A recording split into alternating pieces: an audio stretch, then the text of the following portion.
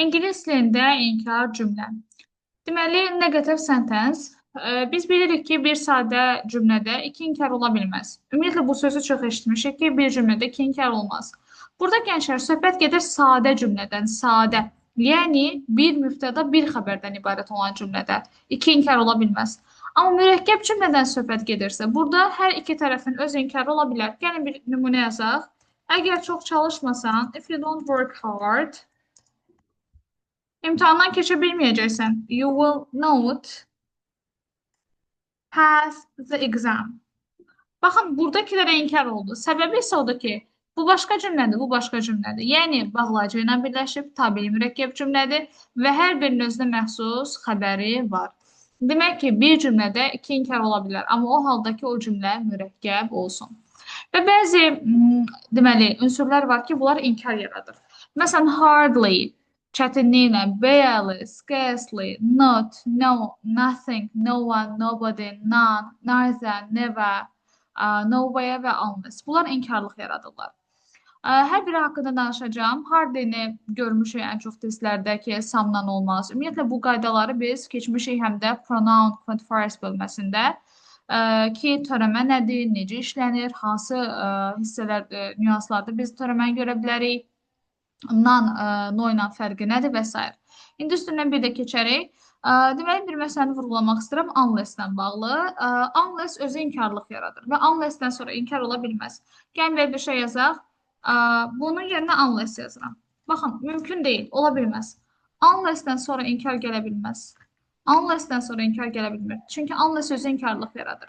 Deyirəm ki, əgər çox çalışmasan, onda buradan don't-u götürək. Bax, məna eyni qalır. Unless you work hard ya da if you don't work hard. Eyni mənanı verir. Əgər çox çalışmasan, imtahandan keçə bilməyəcəksən.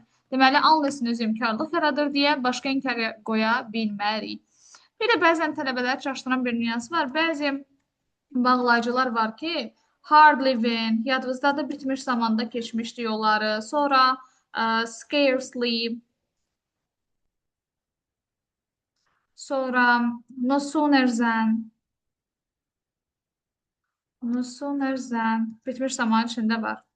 Sonra ən önəmlərindən biri not only but also uzlaşmada da keçmişik. Not only but also. Tələbələr burada deməli notu görən kimi çaşırlar ki, burada inkarlıq var. Xeyr gənclər, not only but also bu inkarlıq yaratmır. Bu sizi çaşdırmasın. Nəinki Fatimə, həmçinin Aygül də dərsə hazırdır.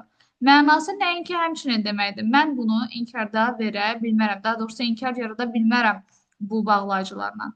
Yəni, bunlar sizi çaşdırmasın. Deməli, both and və ya and inkar cümləsində işlənməz. And-in əvəzinə or işlənər, indi onu vurğulayacaq. Gəlin bir təkrar eləyək. Neither-dən sonra gəlirdi sayılan tək isim, tək xəbər. Neither of-dan sonra cəm isim, tək xəbər gəlirdi.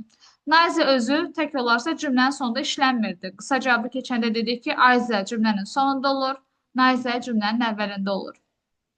To also inkar cümlədə işlənməz. Onun əvəzinə either işlədirik. O da cümlənin sonunda, az öncə qeyd elədim.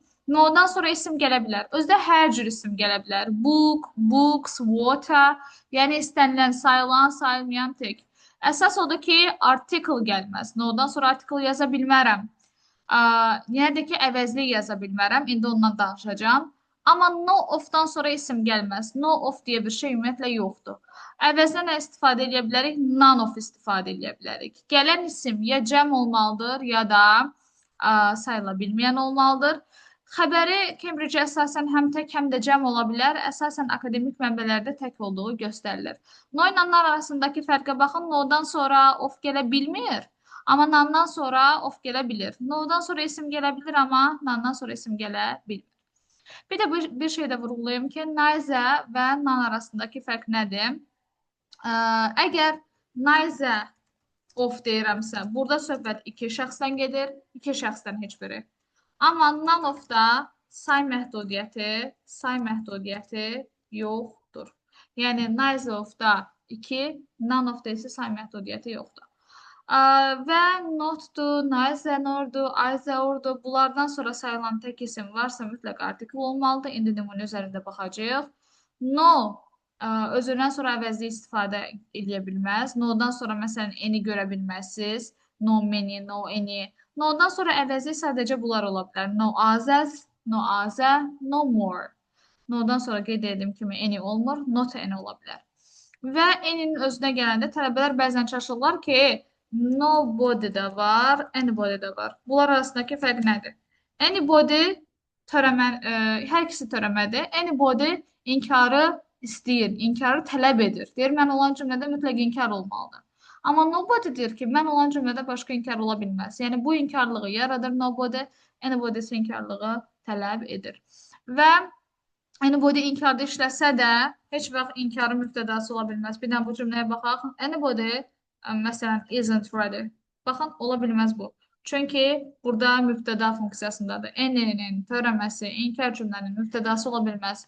O şərtlə ola bilər ki, qarşısında if işlənsin. Baxın, qarşısında if işlənəndə ola bilir. Ümumiyyətlə, any'nin törəməsi olan cümlədə if olarsa, demək olar ki, bütün məhdudiyyətlər ortadan qalxır. Və gələk inkar cümləsinin digər bir hissəsinə, az öncə dediklərimizə praktika baxaq. Qarşınızda müəyyən bir cümlələr var, düz yoxsa səhv olduğuna baxacağıq. Birinci cümlə səhvdir ona görə ki, student və teacher tək isimdir və sayılan tək isimdir. Sayılan tək ismin qarşısında hökmən artikel olmalıdır. Yəni, burada mən məcburam ki, not a student and a teacher yazım. Yəni, artikel olmalıdır. Amma bununla bitmədi. Cümlə yenə də səhvdir. Çünki az öncə qeyd elədik ki, inkar cümlədə and-in əvəzinə or işlətməyimiz daha məqsədə uyğundur. Or işlənəcək. Deməli, bu cümlənin doğru versiyası there is not a student or a teacher in the classroom. Digərinə baxdıqda, az öncə qeyd elədik ki, article no-dan sonra article işlənə bilməz. There is no student or teacher olmalıdır, or a teacher yox. Deməli, no-dan sonra article işlənməz.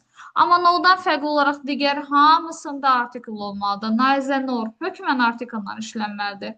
Yəni, article görmədiksə artıq bu variant səhvdir. Hər iki tərəfində olmalıdır bu arada. Neither a student nor a teacher in the classroom. Bu cümləyə gəldikdə isə cümlə tamamilə doğru cümlədir. Sadəcə cümlənin səhv olma səbəbi əgər bizdən inkar istəyirsə, inkar deyil. Deməli, biz inkar cümlələrə nəzər yetiririk. Məsələn, neither nor inkarlıq yaradır, amma either yaratmır. Bizə inkar istəyirsə, onda cümlədə not və s. kimi ünsürlər, inkar ünsürləri verməlidir. Deməli, bu halda artıq tutaq ki, bu şəkildə doğru ola bilər. Və gəldik növbəti hissəyə, both-a. Both, deməli, inkar cümləsində işlənə bilməz. Both və ya both inkarda işlənə bilməz. Bu arada bəzən tələbələr çaşırlar and söhbətinə görə ki, necə olur burada and var, amma biz xəbəri tək yazırıq. Axı biz zeranın uzlaşmasında dedik ki, xəbərə yaxın hissəyə baxırıq. Xəbərə yaxın hissə təkdədirsə, xəbərimiz tək olmalıdır. Yəni, burada students olsaydı ar yazacaqdım. Amma student tək olduğuna görə is yazmışıq, tək yazmışıq. Deməli, bu növbəti bir məsələdir inkar cümləsi ilə bağlı. Digər bir hissəni diqqətinizə çatdırmaq istəyirəm. Bu bizim qarşımıza çıxır. Nəinki sual, həm də inkar cümləsində, həm də sual cümləsində də qarşımıza çıxacaq. Yəni, sadəcə bundan bitmir. Sual cümləsində də görəcəksiniz, cümlə tamamlamada da, qısa cavabda da. Ümumiyyətlə, bu have bizim qarşımıza çox yerdə çıxa bilər. Have-in sualı inkarı nə ilə olur? İndi gəlin nümunələrə baxaq. I haven't repaired a car. İkinci cümləmdə I haven't got a car. Sonra digərində I don't have a car. Daha sonra I don't have to repair my car. Növbətidə isə I don't have a good time. Ən sonuncuda isə I don't have my car repaired. İngilis dili qrammatikasında have hansı hissələrdə görürük? Var malik olmaq mənasında görürük. I have got a car, I have a car. Hər ikisində mənim maşınım var deməkdir. I have repaired my car. Mən maşınımı təmir etdirmişəm deməkdir. Yəni indiki bitmiş zamandır, present perfect. Digərində I have to repair my car. Mən deməliyəm, maşınımı təmir etməliyəm. Modal feildir.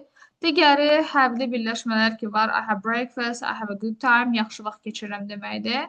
I have my car repaired isə icbar növ causativdir. Yəni mən maşınımı təmir eləyirəm, yox təmir etdirirəm olmalıdır. Deməli bunların sualı və inkarı necə yaranır? Sadəcə inkarını başa salacağam, yəni sualda en yaranır. Əgər bu dediyimi qətiyyən unutmayın. Əgər have, has, had-dən sonra feilin üçüncü forması varsa, burada got-ı çaşdırmasan, elə got özü get-in üçüncü forması daxil. Get, got. Deməli, əgər biz, qeyd edirəm aşağıdan, have, has, had-dən sonra feilin üçüncü formasını yazmışıqsa, sualı və inkarı haven't, hasn't və hadn't-dan olacaq. Yəni, bu qədər əzbərləmək əvəzinə bunu bilməliyik ki, əgər have, has, had-dən sonra feilin üçüncü forması varsa, inkarı da haven't, hasn't, hadn't-dan olmalıdır. Deməli, baxaq. Burada görürəm ki, have-dən sonra feilin üçüncü forması yoxdur. Onda have-dən verməyəcəm sualı inkarı. I don't have my car repaired. Mən maşınımı təmir etdirmirəm. Sonra burada da baxırıq ki, üçüncü forma yoxdur feil. Have burada birləşmək kimidir. Yaxşı vaxt keçirmək. I have a good time. I don't have a good time. Yaxşı vaxt keçirmirəm. Burada yenə baxıram ki, V3 gəlməyibdir. Modal feildir. Mən maşınımı təmir etməliyəm. Modal feil olduğuna görə, V3 gəlmədiyinə görə don't-dan verəcəm. I have to repair my car. I don't have to repair my car. Digərində isə yenə have-dən sonra feil görmürəm. A car yazılıbdır. Mənim maşınım var. Əlbəttə bunun da inkarı olacaq. I don't have a car. İlk ikisində isə fikir veririksə, have-dən sonra feilin üçüncü forması, yəni bitmiş zaman gəlibdir. I have repaired my car. I have got a car. Deməli, feilin üçüncü formasını görəndə biz sualında və inkarında haven't, hasn't və hadn't-dan istifadə edirik feillərin.